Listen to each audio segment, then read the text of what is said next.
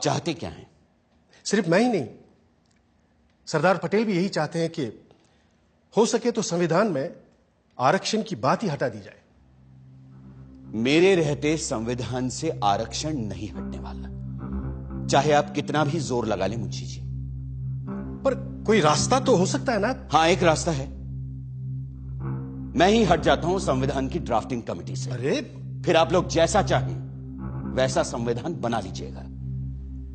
सुनिए भीमराव, सुनिए तो। उस दिन से डॉक्टर अंबेडकर ने संविधान का मसौदा बनाने का काम बंद कर दिया और ये भी संदेशा भेज दिया कि वो ड्राफ्टिंग कमेटी से ही नहीं, लॉ मिनिस्टर के पद से भी इस्तीफा दे देंगे। ऐसे गुणी, मेहनती और जिम्मेदार इंसान के जाने की आशंका से खलबली मच जाना लाजमी था। अब एक ही रास्ता सामने था और एक ही संकटमोचक।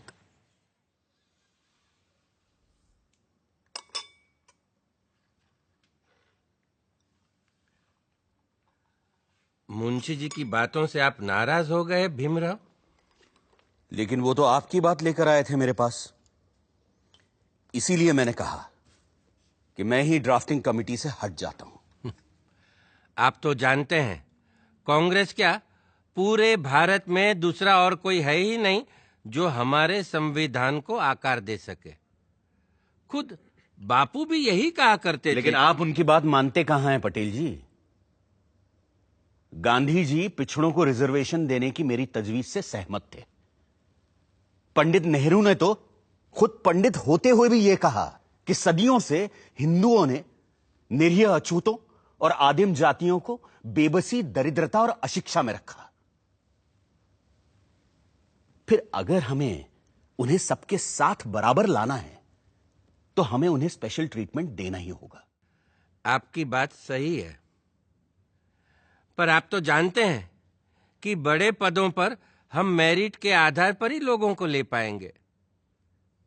तो फिर क्लर्कों की नौकरी के लिए इतना बड़ा जोखिम उठाना? जोखिम? मुझे तो इसमें कोई खतरा नजर नहीं आता। खतरा यह है कि अगर हमने एक विशेष वर्ग को आरक्षण दे दिया तो बाकी के लोग भी आरक्षण की मांग करेंगे और भारत भर में जातिवाद का यह जहर फैलता जाएगा। जहर तो हमने पिया है सदियों से और फिर भी हम जिंदा हैं। रीढ़ की हड्डी तोड़ डाली आप लोगों ने हमारी, फिर भी हम लोग खड़े हैं। अरे एक बार हमें अपने बराबर आने का मौका तो दीजिए पटेल जी, फिर देखिए कैसे हम आगे निकल जाते हैं। और यह काम बिना आरक्षण के नहीं होगा।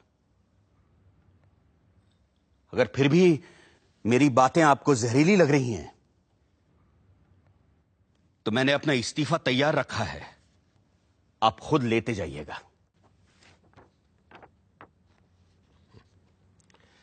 मैं बड़ा जिद्दी आदमी हूं अंबेडकर जी, लेकिन मूर्ख नहीं हूं, किसान हूं। देखकर ही बता सकता हूं कि कौन सा बीज कल मुझे अच्छी फसल देगा।